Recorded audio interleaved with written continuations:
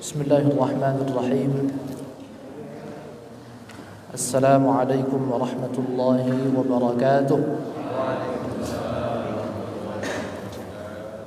الحمد لله رب العالمين والصلاة والسلام على أشرف الأنبياء والمرسلين سيدنا ومولانا محمد وعلى آله وصحبه أجمعين سبحانك لا علم لنا إلا ما علمتنا إنك أنت العليم الحكيم ولا حول ولا قوة إلا بالله العلي العظيم رب اشرح لي صدري ويسر لي أمري واحلل عقدة من لساني يفقه قولي رب زدنا علما وألحقنا بالصالحين.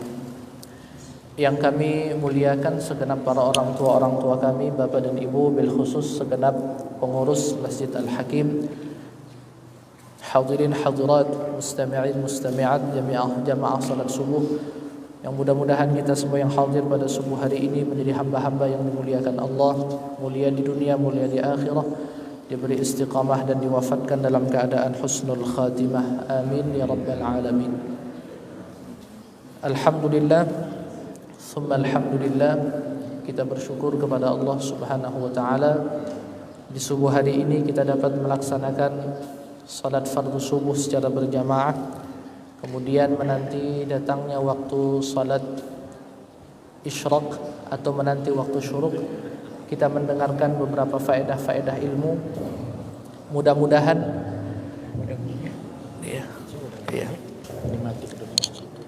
Bismillah. Mudah-mudahan dengan bertambahnya ilmu bertambah juga amal perbuatan. Sebagaimana satu ungkapan, man zada ilmuhu zada amaluh. Siapa yang bertambah ilmunya, insyaallah amalnya bertambah.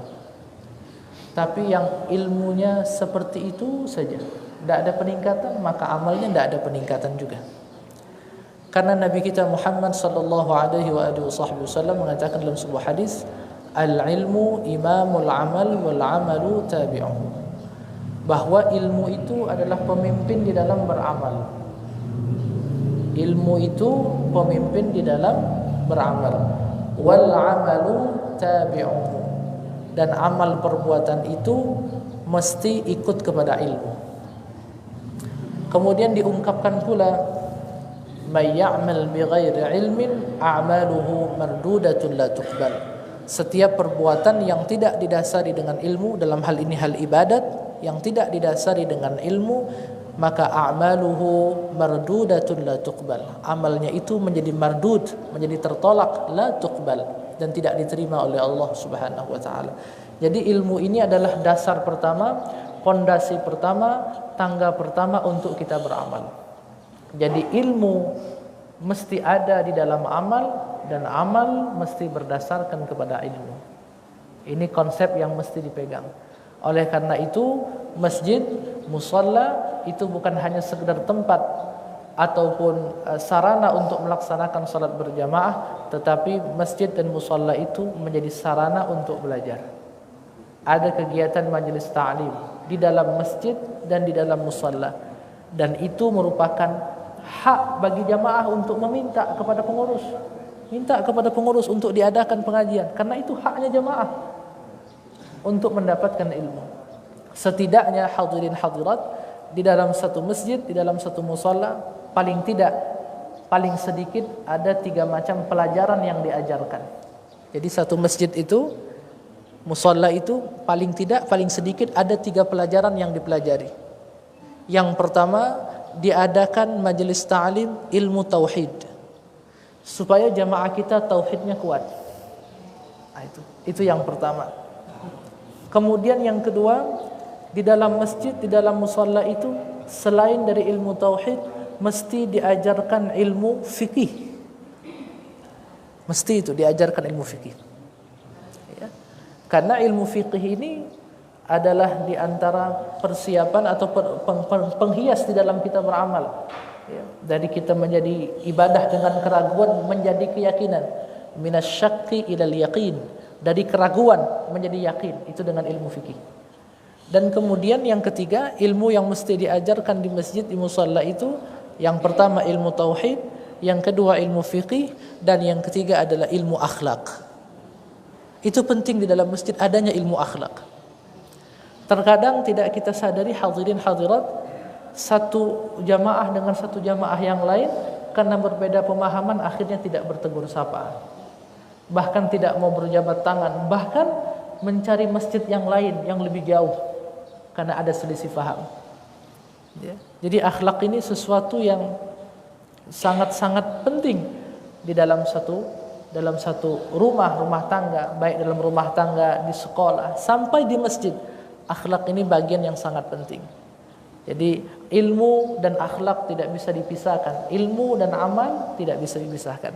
Kata Imam Hasanul Basri, man la adabalah la ilmalah. Siapa yang tidak punya adab, yang tidak punya akhlak, maka tidak ada ilmu bagi dia. Ya. Ada yang memaksakan kehendak dan lain sebagainya. Nah, jadi ini kegiatan majelis ta'lim semacam ini patut kita syukuri dan kita patut mengapresiasi pengurus yang sangat antusias, yang sangat memfasilitasi. Bahkan kalau kami lihat di beranda Facebook itu bukan hanya ustadz-ustadz dari Pelaju, tapi ustadz-ustadz dari luar didatangkan. Bukan hanya yang sepuh, tapi yang masih muda. Semuanya kita gali ilmunya. Tidak ada maksud untuk membedakan antara yang muda. Oh, yang muda itu cakrawalanya lebih banyak. Tidak juga. Mungkin cakrawalanya yang muda lebih banyak, tapi keberkahan milik orang tua. Karena Nabi kita mengatakan al-barakah ma'aki akabirakum. Keberkahan itu terletak pada orang tua kalian. Maka dianjurkan kalau makan itu dahulukan yang tua. Kalau imam dahulukan yang tua. Tapi dalam konteks tua yang mengerti dan faham. Begitu. Kemudian kata Anas bin Malik radhiyallahu an, ma ahabballahu syai'an, tidak ada sesuatu yang lebih dicintai oleh Allah Ta'ala min syaikhan yansahu syabban wa syabban yansahu syaikhan, yaitu seorang pemuda yang menasihati yang tua dan yang tua menasihati yang muda. Jadi ini menjadi satu panduan ibu-ibu, bapak-bapak sekalian. Kalau ada yang muda di masjid kita, patut kita berikan bimbingan dan arahan. Bukan sebaliknya, ada yang muda yang berada di masjid itu seperti musuh bagi orang tua. Ada sebagian tempat itu kalau ada yang muda jadi muazin atau yang muda jadi imam itu merasa tersaingi. Padahal kita tidak boleh demikian. Kemudian salawat dan salam mudah-mudahan Allah Subhanahu wa taala menyampaikan kepada Nabi kita Muhammad sallallahu alaihi wa alihi wa sahbihi wasallam. Jadi salawat ini satu hal yang penting. Dalam sehari minimal salawat yang kita baca adalah 300 kali. Itu paling sedikitnya standar salawat yang kita baca. Dalam keterangan Musnad Imam Ahmad, ayatul mu'min salatuhu wa salamuhu ala Rasulillah 300 marrah. Jadi di antara tanda berimannya seseorang itu mendekati kesempurnaan iman itu dalam sehari tidak kurang dari 300 kali dia membaca salawat kepada Rasul sallallahu alaihi wasallam. Dalam hadis yang lain Nabi menyertakan, jangan kalian bersalawat kepadaku dengan salawat al-batra. Salawat al-batra itu adalah salawat yang hanya menyertakan Rasulullah tapi tidak menyertakan ahli keluarga Rasulullah. Maka kita sempurnakan salawat itu dengan lafaz Allahumma salli ala sayyidina Muhammad wa ala ali sayyidina Muhammad. Kemudian bila kita akan memulai doa, awalilah doa kita dengan salawat sebagaimana dikatakan dalam sebuah hadis, idza shalla ahadukum falyabda bitahmidi rabbahu subhanahu wa ta'ala was-sana' alaih. Bila kita akan berdoa, ya, bila kita akan berdoa, dahulukan doa kita itu dengan tahmid, dengan pujian-pujian kepada Allah. Alhamdulillahi rabbil alamin, hamdan yuafi ni'amahu wa yukafi'u mazida. Itu bentuk pujian. Kemudian jangan lupa saat kita berdoa itu disertakan dengan i'tirafan, pengakuan diri. Apa di antara doa bentuk pengakuan? Doanya Nabiullah Adam dan Sayyidah Hawa. Ya. Rabbana zalamna anfusana wa illam taghfir lana wa tarhamna lanakunanna minal. Itu doa i'tiraf, pengakuan. Jadi kita kalau berdoa itu dianjurkan mengawali doa kita dengan i'tirafan, pengakuan. Setelah alhamdulillah, kemudian salawat, kemudian i'tirafan, pengakuan diri. Setelah itu baru kita menyertakan doa-doa yang lain. Jadi Nabi kita mengatakan, bila engkau berdoa, awali doamu itu dengan pujian, ya, dengan ungkapan syukur kepada Allah. Summa yusalli ala nabi sallallahu alaihi wasallam, thumma yad'u ba'da bima syaa. Setelah salawat silahkan mintalah apa yang engkau minta. Dalam keterangan yang lain dikatakan inna du'a mawqufun bainas sama'i wal ard la yas'adu minhu syai' hatta tusalli ala nabiyyika sallallahu alaihi wasallam. Doa kalian itu terhalang, terhenti antara langit dan bumi. Tidak naik doanya itu sampai kita menyertakan salawat di dalam doa tersebut. Hadirin hadirat jamaah salat subuh yang berbahagia, pada subuh hari ini kami akan membawakan keterangan. Sebelum keterangan asyrun tamna'u asyra itu, ada keterangan berkenaan dengan salat sunnah iftitah atau salat sunat pembuka, yang sebagaimana dikatakan oleh beberapa riwayat dalam hadis bahwa Nabi sallallahu alaihi wasallam itu sebelum memulai salat malamnya, beliau memulai dengan rakaatain khafifatain. Beliau memulai dengan 2 rakaat yang ringan.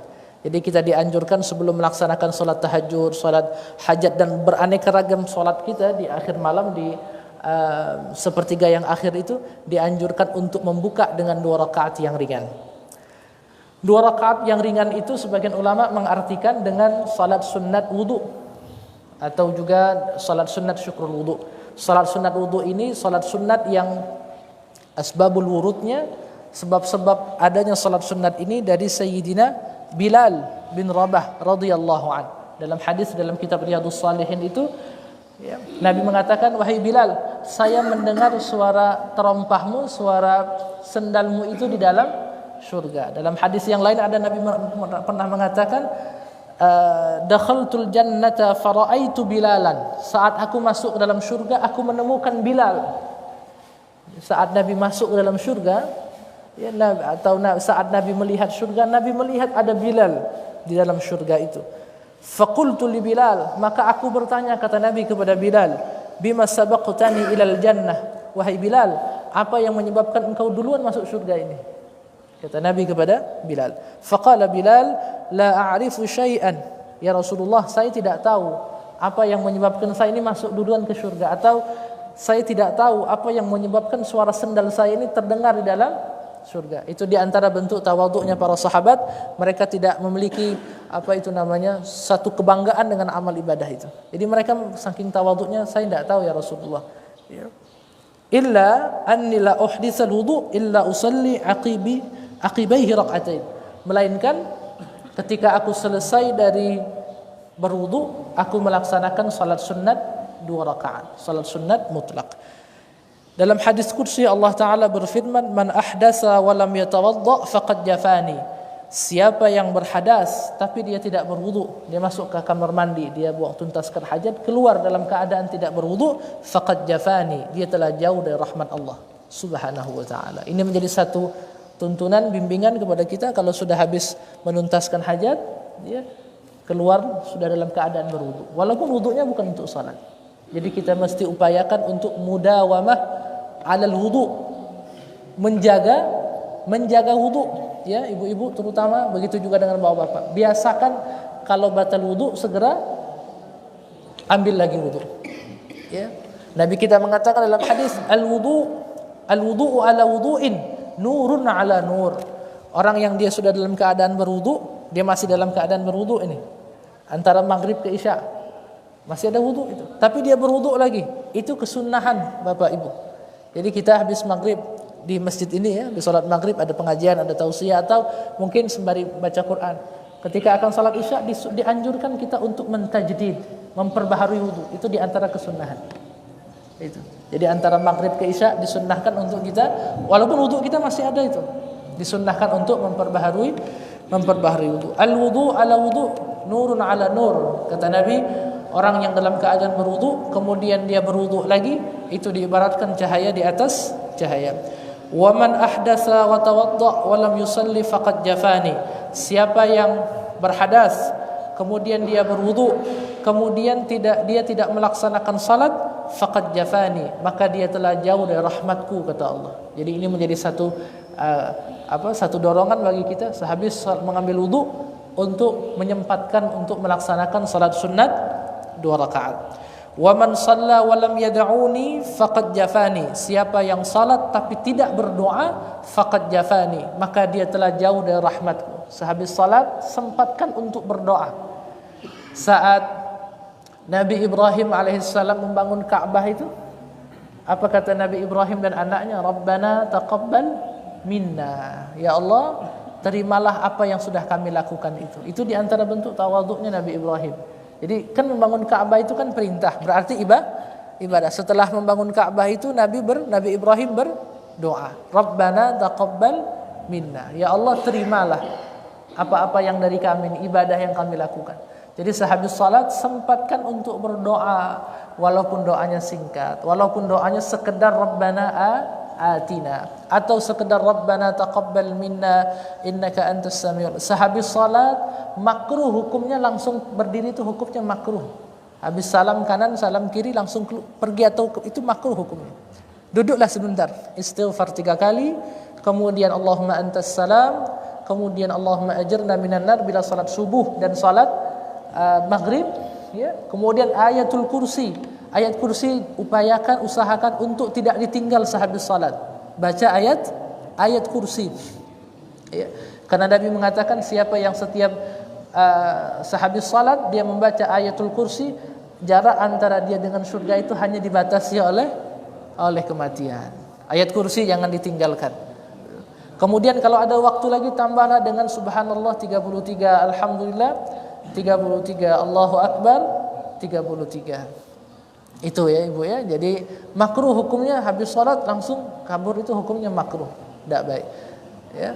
Terutama salat subuh. Kalau sehabis subuh ada ceramah, zikirnya jangan disingkat. Tetap zikirnya. Ya, paling tidak yang mungkin tidak dibaca syahidallahu annahu la ilaha illahu wal malaikatu wa ulul ilmi qa'iman, itu mungkin tidak dibaca. Atau zikir ya latif tidak dibaca, tidak apa-apa. Tapi jangan sampai sehabis salat subuh salam kanan salam kiri al-Fatihah karena ingin dengar ceramah. Itu tidak baik itu. Ya, tetap sempatkan zikir. Ya. Karena kita kan menunggu waktu syuruk. Waktu syuruk kan lumayan panjang. 90 menit dari waktu subuh itulah yang disebut dengan waktu syuruk, atau yang disebut dengan waktu subhatud duha, salat duha di awal waktu. Jadi saat ibu melaksanakan syuruk itu sudah melaksanakan salat duha. Duhanya di awal waktu. Ada yang tanya, Ustaz, duhanya berapa rakaat? Paling sedikit 2 rakaat, tidak bisa 1 rakaat. Apalagi setengah rakaat tidak bisa.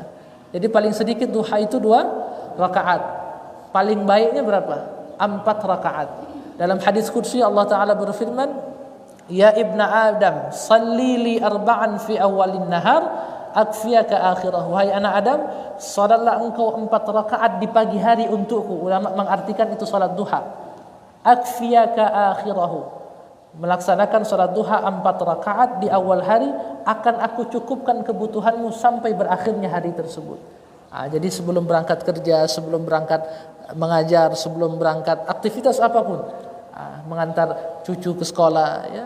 Rata-rata di sini sepertinya sudah mengantar cucu, bukan lagi mengantar anak. Itu sempatkan untuk salat sunat ibu-ibu sebelum ke pasar. Karena kalau sudah ke pasar, pulang itu waktunya lebih banyak dihabiskan di dapur sampai menjelang zuhur. Jadi sebelum ke pasar jam-jam 7 atau setengah 7 atau sehabis salat setelah masuk waktu syuruk, sempatkan salat sunat duha 4 rakaat. Banyaknya berapa? Ya, tidak terbilang. Jadi sehabis salat biasakan untuk berdoa, jangan ditinggal. Doa mukhul ibadah. Doa itu puncaknya ibadah. Yang terakhir, wa man ahdasa wa tawadda wa shalla wa da'ani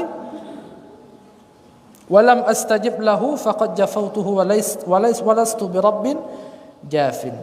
Bila seandainya dia sudah berwudu, dia sudah melaksanakan salat dan dia sudah berdoa, tapi tidak aku kabulkan doanya, maka bukan rahmatku yang jauh, tapi memang aku yang menjauhkan, ya, dari hamba tersebut. Walastu birabbin jafin, sedangkan aku bukanlah, kata Allah, aku bukanlah Tuhan yang menjauhkan diriku dari hamba-hambaku. Jadi kita dawamkan sebelum kita melaksanakan amaliyah yang lain, salat sunat yang lain, kita dawamkan salat sunat syukrul wudu. Ada yang mengatakan ini salat sunat syukrul wudu. Kalau Sayyidina Ali bin Abi Thalib sehabis batal wudu salat, batal wudu salat. Itu. Nah, kalau kita yang mungkin ada sedikit kendala di perut ya, yang mungkin sebentar-sebentar buang angin, tentu waktu kita nanti banyak habis untuk salat. Mungkin tidak ada kerjaan lain kecuali salat. Jadi setidaknya kita amalkan saat kita bangun tidur, mungkin kita mandi jam 3, jam 4 kita mandi, kemudian sebelum kita akan melaksanakan salat tahajud, salat sunat yang lain di akhir malam, kita awali dengan salat sunat syukrul wudu. Kemudian dari materi pembahasan kita, pengajian kita subuh hari ini, asyrun tamna'u asyra, 10 hal. 10 hal ini yang dimaksud adalah ayat Quran, surah dalam Al-Quran. Surah Al-Quran itu min awwalihi ila akhirihi, dari awal sampai akhirnya itu berfaedah besar. Ya, sangat-sangat berfaedah besar. Dan kita tidak bisa mengimani satu ayat ya, kemudian mengkufuri sebagian ayat, tidak bisa. Afatu'minuna bi ba'dil kitab wa takfuruna bi ba'd. Apakah kalian mau beriman dengan sebagian ayat ini, ayat yang ini? Tidak bisa. Kalau kita mengimani Al-Quran dari Al-Fatihah sampai ke An-Nas, mesti kita imani dan mesti kita praktekkan. Kita berupaya untuk mempraktekkan dalam keseharian kita. Ya. Apa Nabi kita mengatakan, innal ladzi laisa fi jawfihi syai'un minal Qur'an kal baitil kharib. Seseorang yang dalam hatinya tidak ada Al-Quran itu seperti rumah kosong. Kalau orang dalam tidak ada hafalan Quran, tidak ada hafalan Quran, itu seperti kal baitil kharib, seperti rumah kosong. Ya.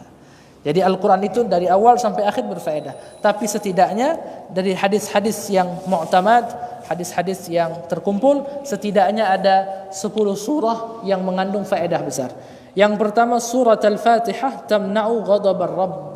Surah Al-Fatihah itu ya, mencegah dari kemurkaan Allah Subhanahu wa taala. Itu surah Al-Fatihah, Ummul Quran, induknya Al-Quran, surah Al-Fatihah. Sebelum mulai acara seringkali Fatihah dibacakan. Ya, sebelum acara mulai, pembukaan dengan pembacaan surah Al-Fatihah. Ada yang lebih afdal mana, pembukaan dengan basmalah atau dengan Al-Fatihah? Tentu pembukaan dengan Al-Fatihah itu lebih afdal daripada sekedar basmalah. Kadang-kadang kita ini Bapak, sekarang ini musim singkat. Sekarang ini betul musim singkat. Acara maunya singkat. Ya, acara nikahan itu di gedung-gedung atau acara walimahan itu pengennya singkat. Tapi sambutannya ada 3. Mempelai pria 1, perempuan 1, tamu 1. Tariannya ada 2 macam. Satu tari tanggai, kemudian ada tari kreasi. Bahkan tari kreasi sekarang pun sudah sepertinya tidak baik. Bahkan kalau bisa kami sarankan Bapak-bapak yang ikut pengajian di sini nanti kalau esok hari ya, mengadakan acara itu kalau bisa tidak perlu menghadirkan tarian. Ya, karena mudaratnya lebih besar daripada manfaat. Ya, lebih besar mudaratnya daripada manfaat. Ya. Sekarang di acara nikahan tidak ada lagi baca Quran. Acara nikahan itu tidak ada lagi baca Quran. Dengan alasan di akad nikah kan sudah baca Quran. Ya. Padahal Al-Quran itu ya, hudal linnas wa bayyinatin minal huda wal furqan. Petunjuk kita. Pembukaannya basmalah. Marilah kita membuka acara kita pada pagi hari ini dengan sama-sama mengucapkan basmalah. Bismillahirrahmanirrahim. Apalah susahnya menambahkan surah Al-Fatihah? Ya. Karena kalau tidak salah dalam kitab tafsir At-Tabarani atau tafsir apa itu dijelaskan bahwa surah Al-Fatihah itu faedahnya akan kita dapatkan sesuai dengan apa yang kita niatkan. Maka akan minum ya, yang bapak yang sakit sebelum minum obat itu kita minum air, niatkan ya Allah dengan berkah surah Al-Fatihah berikanlah ya Allah kesembuhan kepadaku. Penyakit lahiriah, penyakit batiniah, Al-Fatihah diminumkan. Ya. Kemudian apa lagi? Ya banyak hal. Jadi diniatkan Al-Fatihah itu. Kemudian setelah ngajinya tidak ada, sambutannya 1, 2, 3. Nanti waktu penceramah naik ke atas panggung dibisikkan oleh WO, Ustadz nanti ceramahnya jangan panjang-panjang, cukup 5 menit saja, ditambah dengan doa 3 menit, 7 menit saja. Masya Allah. Ya sebab tidak bisa juga kita salahkan. Jatah penceramah itu, ilmunya penceramah itu sudah diambil oleh yang sambutan. Ya, yang sambutan itu mengalahkan penceramah. Dia pakai ayat, dia pakai hadis, ya. Masya Allah. Jadi para ustadz ini merasa terbantu dengan ada yang sambutan itu. Ya. Kami pernah kejadian satu acara itu saat kami akan ceramah akikah kalau tidak salah. Itu baru turun dari kendaraan itu dibisikkan oleh tuan rumah atau mungkin orang yang di situ, Ustadz nanti ceramahnya jangan panjang-panjang Ustadz ya, karena acara kita banyak. Oke lah. Saat akan naik ke atas panggung itu dibisikkan, Ustadz ceramahnya jangan nidak baik. Jadi kami saat naik ke atas panggung tidak sampai berapa menit kami langsung menyelesaikan doa langsung pulang. Ustadz tidak makan, tidak lagi. Saya pikir jangan nidak baik makan itu. Ya. Jadi sekarang ini apa yang terjadi? Ceramah itu hanya dijadikan seremonial, pelengkap. Ngundang ustadz itu kan untuk diminta ilmunya, untuk dikaji ilmunya, untuk menambah wawasan. Ustadz itu diundang bukan untuk menghibur Bapak Ibu. Ya, ustadz itu diundang bukan untuk menghibur. Ustadz itu diundang bukan untuk mengajak jamaah hadirin untuk ketawa-ketawa. Itu bukan tugasnya ulama, bukan tugasnya ustadz. Kalau mau ada ketawa-ketawa, silahkan undang komedian atau pelawak. Silahkan itu. Ya, terkadang kita merasa bagaimana ya? Ada sebutan diminta untuk masjid, panggung itu bukan sarana untuk bercandaria, bukan. Itu sarana untuk memberikan ilmu, ya, memberikan ilmu. Walaupun memang candaan itu sesuatu hal yang diperbolehkan, tapi menyiapkan bahan candaan dalam dakwah itu hal yang tidak baik. Ada yang memang candaan itu disiapkan betul. Nanti saya akan bilang ini supaya itu tidak baik. Ya, maka dulu saya punya guru almarhum Kiai Ma'mun Rashid bin Kiai Mursal Yusuf.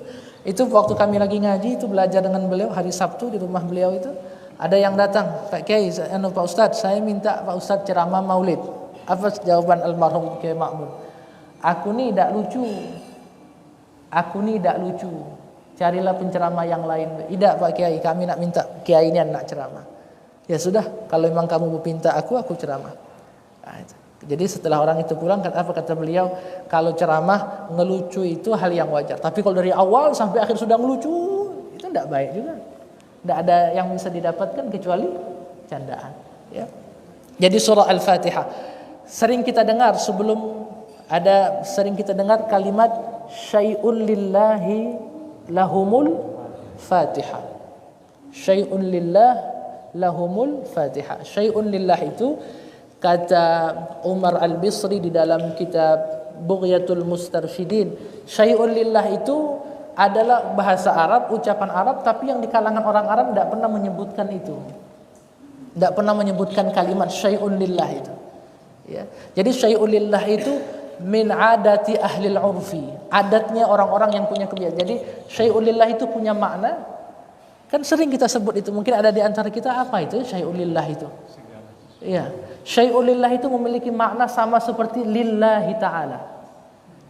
Maknanya hampir sama dengan lillahi ta'ala. Jadi syai'un lillah itu segala sesuatu yang kita perbuat dari Al-Fatihah, minal awrat wal adhkar was sadaqat, dari wirid-wirid, dari zikir, dari salawat, dari amal ibadah ini, ya, syai'un lillah, kita perbuat karena Allah Ta'ala.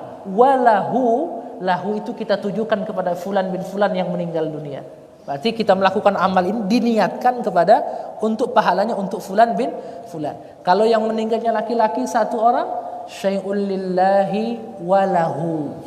Kalau dua orang, syai'un lillah walahuma. Kalau banyak, syai'un lillah walahumul fatihah. Ya. Nah, itu jadi kita perlu mengetahui juga. Jadi syai'un lillah itu segala sesuatu yang kita lakukan lillah, karena Allah Ta'ala. Kemudian jadi surah Al-Fatihah tamna'u ghadabar Rabb. Surah Al-Fatihah ini menahan murkanya Allah Ta'ala. Kemudian yang kedua, surah Yasin tamna'u atasyal qiyamah.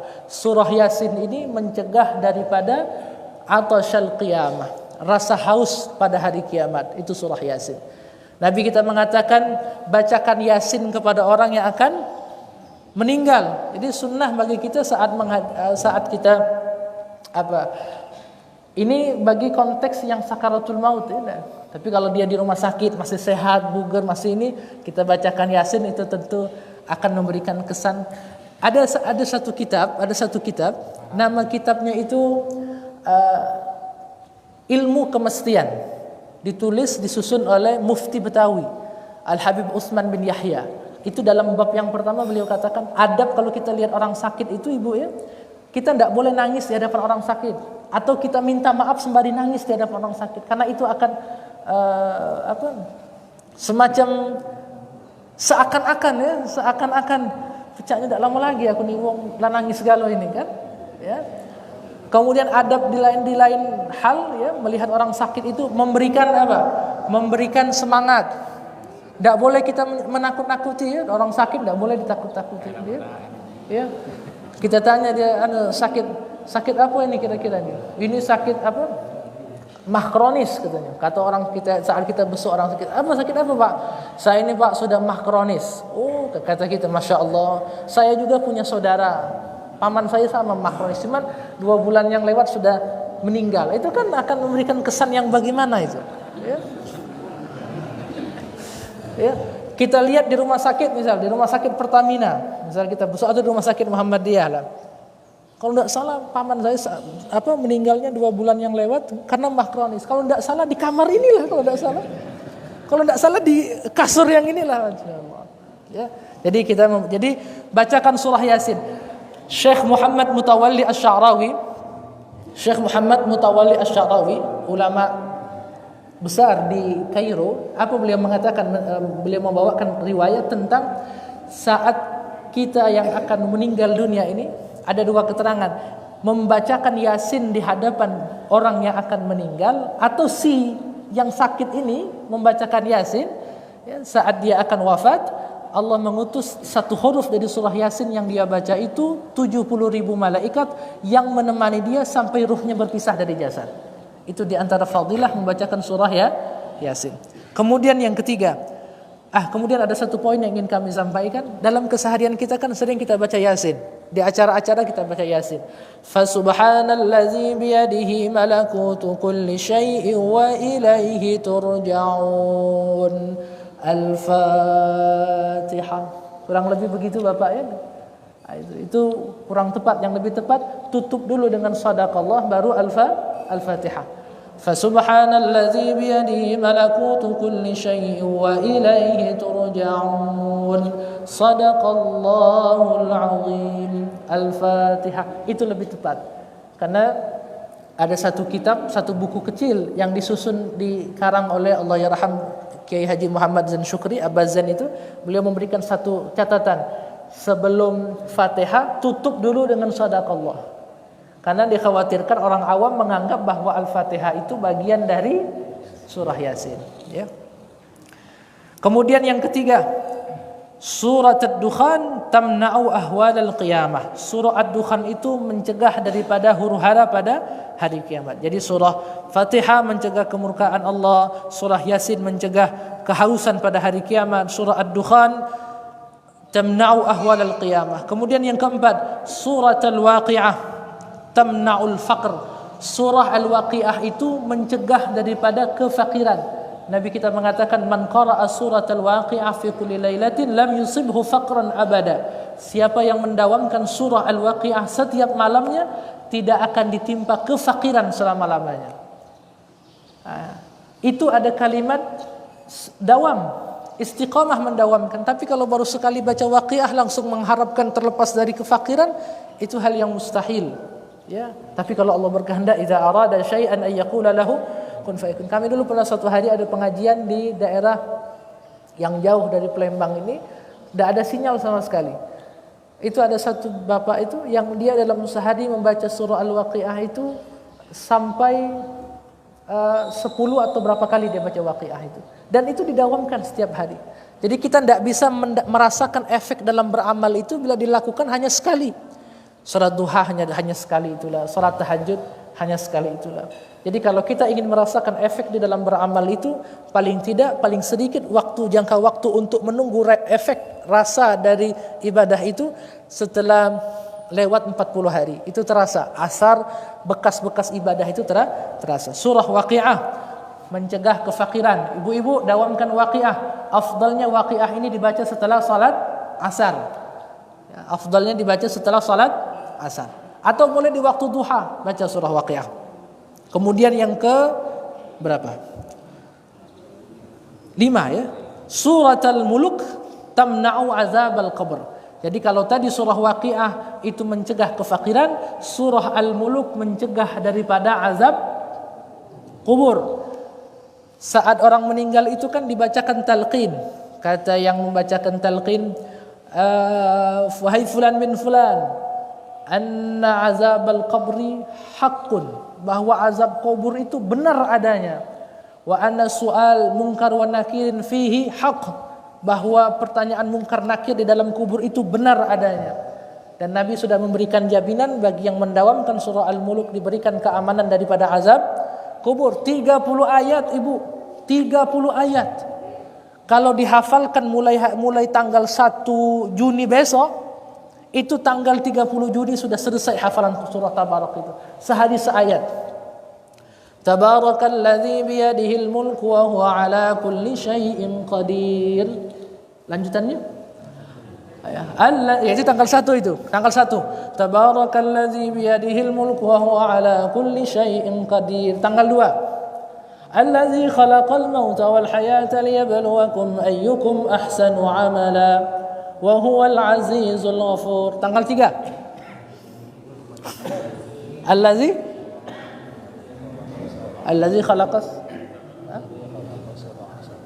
khalaqa sab'a samawatin tibaqa sampai dengan seterusnya. 30 hari selesai. Dihafalkan surah. Sempatkan Ibu ba'dal maghrib. Anten-anten nunggu salat Isya itu di masjid daripada kelakar ya. Masjid jangan dijadikan seperti rumah, masjid jangan dijadikan seperti warung. Masjid jangan dijadikan seperti pos ronda. Jangan. Habis sholat maghrib, habis sholat sunat teriak, kopi. Ini masjid, bukan warung. Dan itu ada di beberapa masjid. Ya. Habis sholat maghrib, apa dia bukaan, makan apa kita malam ini? Ini bukan restoran. Betul ini. Ini bukan restoran. Masjid ini berbeda dari tempat-tempat yang lain. Semulia-mulianya tempat di atas muka bumi ini masjid, kata Nabi SAW. Ya. Jangan dimainkan, jangan dijadikan tempat mainan, jangan dijadikan. Bahkan apa? Kalau orang berjualan di dalam masjid, apa Nabi ajarkan kita sebuah doa? La abrahallahu tijaratak. Mudah-mudahan tidak ada untung dalam perdagangannya. Berdagang dalam masjid. Ya. Ibu-ibu nawarkan mukena di dalam masjid. Jangan keluar. Dijaga kesucian masjid. Dulu mungkin zaman-zaman dulu itu kalau pakai celana pendek itu tidak mau lewat depan masjid. Tapi sekarang pakai celana pendek masuk ke dalam masjid. Nabi dulu menyarankan apa? I'lanun nikah. Kabarkan nikahan. Buatlah pernikahan itu di masjid. Itu dulu. Tapi kalau sekarang sebaiknya tidak dilakukan di masjid. Kenapa? Adab-adabnya tidak dipakai. Bahkan di dalam masjid bercampur baur laki-laki perempuan. Bahkan tamu undangan perempuan saat menghadiri akad. Di mana-mana Bapak, dalam konteks akad nikah perempuan itu tidak dihadirkan. Adat Palembang yang lama, kan nikah itu di rumah lanang. Betul enggak Bapak-bapak? Wali datang ke rumah mempelai, calon mempelai lanang. Ini kan mempelai betinanya di rumah. Ya, dibuat di masjid. Acara akad nikah di masjid. Pertama, ada yang masuk otomatis ada yang mengerti sunnah tahiyatul masjid dia pakai tahiyat. Ada yang enggak. Ada yang mengerti diganti dengan bacaan al-baqiyatus salihat. Jadi sebagai pengganti tahiyatul masjid itu bacaan subhanallah walhamdulillah wala ilaha illallah wallahu akbar. Itu yang pertama. Kemudian yang kedua, perempuan masuk dalam masjid. Ya. Bisa jadi yang masuk itu dalam kondisi sedang haid. Ya, begitulah. Jadi kalau sekarang lebih baik mana, di masjid atau di rumah? Di rumah lebih baik sekarang. Kalau ingin di masjid, pakailah adab-adabnya. Ya, tidak bercampur antara laki-laki perempuan. Ya, perempuan di rumahnya, nanti setelah selesai akad nikah baru ke rumah. Begitu. Ya, baca surah Al-Muluk. Anten-anten nunggu Isya, baca surah Tabarak. Yang ke-6, Surat Al-Kautsar tamna'u khusumatil khusama. Surah Al-Kautsar mencegah daripada permusuhan. Jadi kalau ada orang sedang bermusuhan itu bacakan inna a'tayna. Nah, itu ya. Kemudian yang berikutnya yang keberapa? 7. Surat Al-Kafirun tamna'ul kufra indan naza'. Membaca surah Al-Kafirun itu mencegah daripada tercabutnya iman ketika akan naza'. Naza' itu ya, orang yang sakaratul maut Di saat-saat terakhirnya dia akan bertemu dengan yang namanya naza. Naza itu istilahnya detik-detik berpisahnya ruh dari jasad, itu waktu naza. Sakaratul maut itu sehari sebelum meninggal itu sudah sakit, makan tidak mau makan lagi, itu sudah termasuk di antara tanda-tanda sakaratul maut itu. Ya. Kemudian tidak bisa tidur, itu sakaratul, menyiksa. Sakaratul sesuatu yang menyiksa menjelang kematian, itu sakaratul maut. Saat akan berpisahnya ruh dari jasad, itulah yang disebut dengan naza. Naza itu melepas. Saat-saat ruh, itulah naza. Orang yang mendawamkan surah Al-Kafirun, insya Allah selamat imannya saat naza itu. Selamat nazanya. Bahkan ulama mengatakan dalam keterangan hadis bahwa surah Al-Kafirun ini termasuk di antara yang disebut sebagai surat Al-Ikhlas. Jadi surah Al-Ikhlas itu ada yang memaknai Qul huwallahu ahad, ada juga yang mengartikan surah Al-Kafirun ini ialah surah Al-Ikhlas. Sebelum tidur baca surah Al-Kafirun. Ya, di antara amalan untuk supaya husnul khatimah itu dikatakan oleh Imam Sya'rani dalam Tanbihul Mughtarin itu, beliau membawakan riwayat tentang Nabiul Khidir alaihissalam. Nabi Khidir itu ya, nabi yang masih hidup sampai hari ini, ya. Nabi Khidir itu bertemu dengan 1024 nabi. Setiap kali bertemu dengan nabi-nabi tersebut, kata Nabi Khidir, tahu enggak kalian ya, apakah yang menyebabkan terjaganya iman saat akan meninggal dunia? Para nabi itu tidak ada yang tahu. Ditanyakan kepada Nabi Muhammad tidak tahu. Kata Nabi Muhammad, saya tanyakan kepada Jibril. Ditanyakan kepada Jibril, Jibril pun tidak tahu. Maka kata Jibril, akan aku tanyakan kepada Allah Subhanahu wa taala.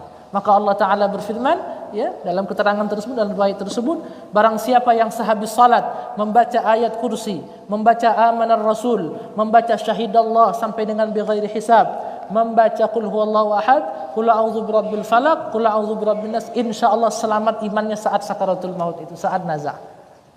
Itu di antara amalan dan banyak lain amalan untuk meraih husnul khatimah. Kemudian yang yang ke-8. Jadi surah Al-Kafirun mencegah daripada tercabutnya iman saat naza. Kemudian yang berikutnya yang ke-8, surat Al-Ikhlas tamna'un nifaq. Surah Al-Ikhlas qul huwallahu ahad itu mencegah daripada sifat munafik. Innal munafiqina fid darkil asfali minan nar. Orang-orang munafik itu paling bawahnya dalam api neraka. Yang ke-9, surat Al-Falaq tamna'u hasad al-hasidin. Surah Al-Falaq itu mencegah daripada orang-orang yang hasud, orang-orang yang dengki. Tapi Bapak Ibu perlu kita ambil satu garis bawah, setiap orang yang diberi nikmat pasti ada saja orang yang hasud. Pasti saja ada orang yang dengki. Kita punya rumah baru, ada tetangga yang tidak suka. Kita punya kulkas baru, apalagi punya istri baru. Wah, itu kan tambah banyak. Terakhir, surat An-Nas tamna'ul waswas. Surah An-Nas mencegah daripada was-was. Kita dianjurkan dalam kitab-kitab klasik itu, salah satunya Sairus Salikin, Hidayatus Salikin karangan Syekh Abdul Samad itu, sebelum salat kita membaca surah An-Nas sebelum salat. Dalam kitab Bidayatul Hidayah Imam Ghazali pun demikian. Sebelum salat yang kita punya penyakit was-was, letakkan tangan kanan di atas dada, sebelah kiri agak tepuk sedikit, bukan mengusap tapi agak tepuk sedikit, seakan-akan mengusir sifat was-was itu. Bacakan surah An-Nas. Qul a'udzu birabbin nas, malikin nas, ilahin nas, min syarril waswasil khannas alladzi yuwaswisu fi sudurin nas minal jinnati wan nas. Insyaallah salatnya tidak tertimpa dengan was-was. Mudah-mudahan boleh manfaat pengajian kita subuh hari ini, dan mudah-mudahan kami terakhir ceramah di sini Pak Mardan Abdi terakhir 2021. Jadi sudah hampir setahun lebih. Saya pikir kenapa lah saya tidak dipanggil-panggil ceramah di sini. Itu. Terakhir kalau tidak salah tanggal 26 Desember, hari Minggu 26 Desember 2021. Nah ini alhamdulillah dapat silaturahmi lagi di tanggal berapa hari ini? Tanggal 28 ya, 28. Mudah-mudahan kita semua diberi sehat afiat, Mudah-mudahan diberi istiqamah di antara kita yang sedang sakit, diberikan kesembuhan, keafiatan. Anak-anak kita, keturunan kita dijadikan salih dan salihah. Rumah tangga kita dijadikan sakinah, mawaddah, warahmah. Urusan kita dimudahkan oleh Allah. Segala masalah-masalah kita segera dituntaskan oleh Allah Subhanahu wa taala. Segala apa yang kita hajatkan, hajatud dunya bil maisarah wa hajatul akhirah bil maghfirah. Mudah-mudahan hajat kita diridai dan dikabulkan oleh Allah Subhanahu wa ta'ala. Amin ya rabbal alamin. Ala hadhihi niyyah wa ala kulli niyatin salihah. Syai'un lillahi wa lana. Al-Fatihah. A'udzu billahi. Barik amin. Nasta'in as-siratal mustaqim. Siratal ladzina an'amta 'alaihim. بسم الله الرحمن الرحيم الحمد لله رب العالمين اللهم صل وسلم على سيدنا محمد وعلى آله وصحبه وبارك وسلم اللهم صل على سيدنا محمد وعلى آل سيدنا محمد أشغل الظالمين بالظالمين وأخرجنا من بينه سالمين وعلى آله وصحبه أجمعين اللهم إنا نعوذ بك من علم لا ينفع وقلب لا يخشع وعمل لا يرفع ودعاء لا يسمع اللهم إنا نعوذ بك من جهد البلاء ودرك الشقاء وسوء القضاء وشماتة الأعداء اللهم بحق الفاتحة وسر الفاتحة بكرامة الفاتحة وبحق من أنزل عليه الفاتحة وبحق من قرأ عليه الفاتحة اللهم يا من أنزل الفاتحة اجعلنا من أمة الصالحة وأمورنا الناجحة وتجارتنا الرابحة بسم الله أنت الشافي بسم الله أنت الشافي بسم الله أنت الشافي اشفنا واشف مرضانا واشف من أوصانا بدعاء الشفاء اشفنا واشفهم شفاء عاجلا لا يغادر بعدها سقما ولا ألما وصلي وسلم على جميع الأنبياء والمرسلين والحمد لله رب العالمين تقبل الله منكم. Kami mengucapkan terima kasih kepada Pak Mardan Abdi dan segenap pengurus jamaah. Saya mohon maaf kalau ada ucapan yang kurang baik, ucapan yang kurang berkenan, mungkin terkesan menyinggung perasaan Bapak dan Ibu. Mohon untuk dapat dimaafkan, diikhlaskan, diridhakan dunia wal akhirah wal afwa minkum. Wassalamualaikum warahmatullahi wabarakatuh.